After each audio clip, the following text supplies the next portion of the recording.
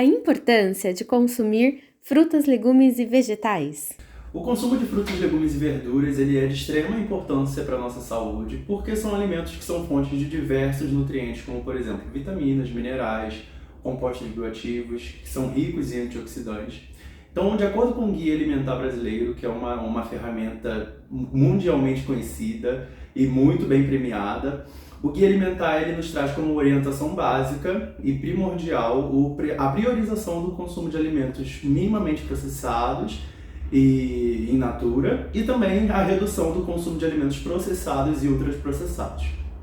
As sociedades brasileiras de diabetes, de saúde cardiovascular, de hipertensão, até mesmo o INCA, que é o Instituto Nacional do Câncer, traz uma recomendação de que o consumo de frutas, legumes e verduras ele deve variar em torno de 400 gramas por dia, em torno de 5 porções. Tá? Por quê? Porque esses alimentos eles são capazes de prevenir uma série de doenças, como por exemplo diabetes, quando associado a uma prática de vida saudável, tá bom? E também, além disso, nós temos que pensar que esses alimentos eles têm um impacto ambiental muito grande na sua cadeia produtiva, por serem também menos prejudiciais ao meio ambiente, como por exemplo os alimentos ultraprocessados e processados. Qual é o papel que as feiras livres têm no consumo alimentar da população? Antes de responder diretamente essa pergunta, eu acho que a gente precisa levantar uma pauta relacionada à questão de segurança alimentar. Que é uma pauta muito discutida por nós nutricionistas e que hoje já ganha um cenário muito maior quando nós pensamos nesse ponto. A segurança alimentar ela nos traz um conceito de que todos os indivíduos, constitucionalmente, eles têm o direito a uma alimentação saudável e segura, que respeite sempre as suas características sociais, culturais, ambientais e todo o seu contexto em que ele está inserido. E quando nós pensamos nessa questão, vemos que hoje em dia as pessoas elas estão passando por uma questão de insegurança alimentar, onde muitas vezes não conseguem ter acesso a alimentos saudáveis e de fácil consumo. E a feira, eu acho que ela entra nesse ponto exatamente por isso, porque ela é um movimento político. Então, quando você estimula uma pessoa a ir à feira, onde ela consegue encontrar alimentos saudáveis, com um valor muitas vezes mais em conta, que estão sempre ali na sazonalidade, nós conseguimos ter uma promoção dessa questão da segurança alimentar. Então eu acho que a feira ela entra muito nessa questão, mostrando a sua importância e fortalecendo esse conceito de que as pessoas elas merecem e devem ter acesso a uma alimentação mais saudável e segura.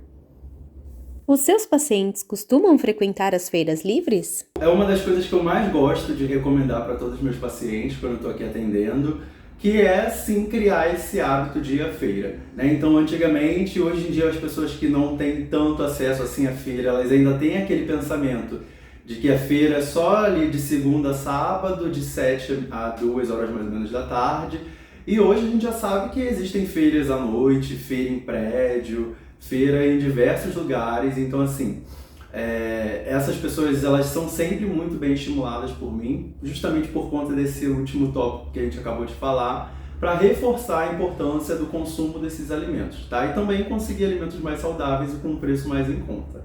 Quais dicas você daria para conseguirmos fazer uma boa feira gastando pouco?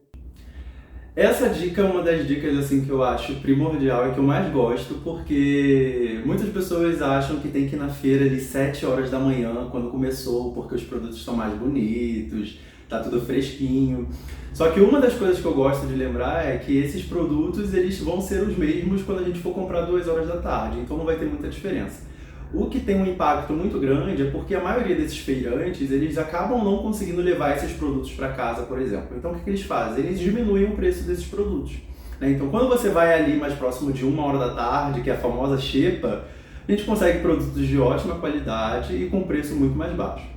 Outro detalhe, outra dica que eu gosto de dar para os meus pacientes é a questão da sazonalidade. Então, quando você compra um produto, um alimento que está dentro da safra, esse alimento ele tem uma produção muito mais fácil e mais ecológica, mais segura, com uma quantidade menor de defensores agrícolas. Então, são alimentos que a gente pode colocar no nosso consumo do dia a dia de uma forma mais saudável e mais barata. E a outra dica é você também tentar ser mais maleável com a sua alimentação. Então, por exemplo, se você está indo ali atrás de uma alface, vamos supor, uma selga e você não encontrou, ou então está um preço muito mais caro, procure alimentos que sejam semelhantes ao que você procura. Então, por exemplo, se uma rúcula estiver com preço mais barato, vale a pena então consumir a rúcula por esse momento e quem sabe na próxima semana, quando você for à feira novamente, encontrar uma alface com preço mais barato. Então essas são algumas dicas que eu costumo passar para os meus pacientes e acho bem válida. Muito se questiona sobre a quantidade de vitaminas e minerais nos alimentos in natura. O que você pode falar a respeito? A técnica usada no cultivo desses alimentos influencia a quantidade de nutrientes? A primeira coisa que a gente tem que ter em mente é que, independente do processo que esse alimento passou, seja ele orgânico ou não, nós temos que consumir frutas, legumes e verduras porque são alimentos ricos em nutrientes. Então são ricos em fibras, em vitaminas, em minerais, em compostos bioativos. Então o importante que nós temos que frisar é que esses alimentos eles devem ser consumidos. Só que aí hoje, quando nós pensamos em avanços tecnológicos, então o desenvolvimento da biotecnologia, por exemplo, esses alimentos muitas vezes acabam recebendo algumas fortificações que tornam eles com uma quantidade mais otimizada de nutrientes. Então pode sim ter alguma influência do processo produtivo, então ali da cadeia produtiva, mas a mensagem final é que vocês devem consumir frutas, legumes e verduras independente de todo esse processo.